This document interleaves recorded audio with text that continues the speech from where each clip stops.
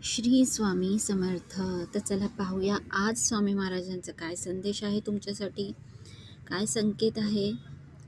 खुद को इतना कमज़ोर मत होने दो की तुमको किसी के एहसान की ज़रूरत पड़े.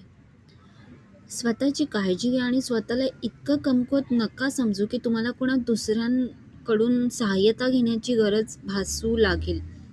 कारण तुम्हाला कोणाची सहाय्यताची गरज नाही आहे.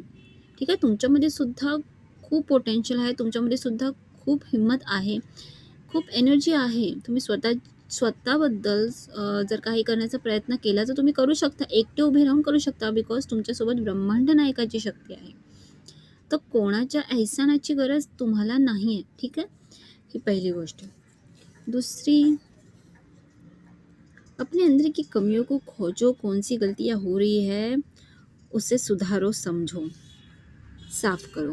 तर बघा, पहिलंच तुमच्यासाठी आलं की स्वतःला कमजोर समजू नका, कोणाच्या एहसानाची तुम्हाला गरज नाही आहे. दुसरी गोष्ट, तुमच्यामध्ये काही पण कमी असेल ना, तुमच्याकडनं काही चुका होत आहेत आणि तुम्हाला कळते की अरे हां, हे माझं चुकलं, अरे माझ्यामध्ये ही कमी आहे, तुमच्यामध्ये कॉन्फिडन्सची कमी आहे. तर स्वतःमध्ये कॉन्फिडन्स वाढवा आणि तुमच्याकडनं जे काही चुकतं आहे ना, त्या गोष्टी पुन्हा तुम्ही करणार नाही, या गोष्टीची खात्री बाळगा, स्वतःला सुधरवा, हा तुम्हाला संदेश येतो आहे. अजून, ॲटिट्यूड कम करे ही अच्छा नहीं है, आप जिसे कहिए घमंड ना आने दे.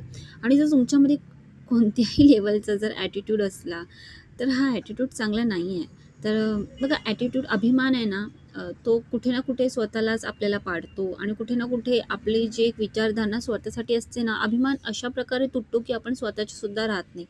आणि खूप साऱ्या लोकांना अभिमान तुटल्यामुळे सुद्धा मेंटली ते इतके अनस्टेबल होतात की वेडसुद्धा लागतो. अशा प्रकारच्या खूप काही घटना घडतात. बघा, मी उगाचच बोलत नाही, हा संदेश तुमच्यापर्यंत आला म्हणजे तुमच्यासाठी महत्त्वाचा आहे. तुम्हाला वाटतं तुम्ही मेंटली तुमची हेल्थ ठीक नाही आहे, बिकॉज अशा प्रकारे तुमच्यासाठी एनर्जीज येते ना, मेंटली तुम्ही स्टेबल नाही आहात, तर तुम्हाला योगा करण्याची खूप गरज आहे, तुम्हाला नामजप करण्याची खूप गरज आहे.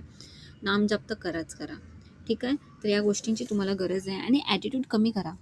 तुमची मेंटल हालत स्टेबल नाही आहे, म्हणूनच तुमच्यामध्ये ॲटिट्यूड आहे आणि तुमच्यासारखे खूप लोक आहेत. तर घमंड उगाचच करू नका. अजून काय तुमच्यासाठी संदेश किंवा संकेत आहे, बघूया. बहुत प्यारे हो, सच्चे भक्त हो, खुशी होती ईश्वर को, तुम जैसे लोग इस दुनिया में हैं, अच्छे बच्चे. तर बघा, तुम्ही चांगले आहात, फक्त काही गोष्टी आहेत ना, त्या तुम्हाला थोडेसे म्हणजे बिथरवतात इथे-तिथे, म्हणजे चुकीच्या वाटेवर घेऊन जातात. आणि देव तुम्हाला समजवण्याचा प्रयत्न करतो की तुम्ही खूप चांगले आहात आणि चांगले भक्तसुद्धा आहात.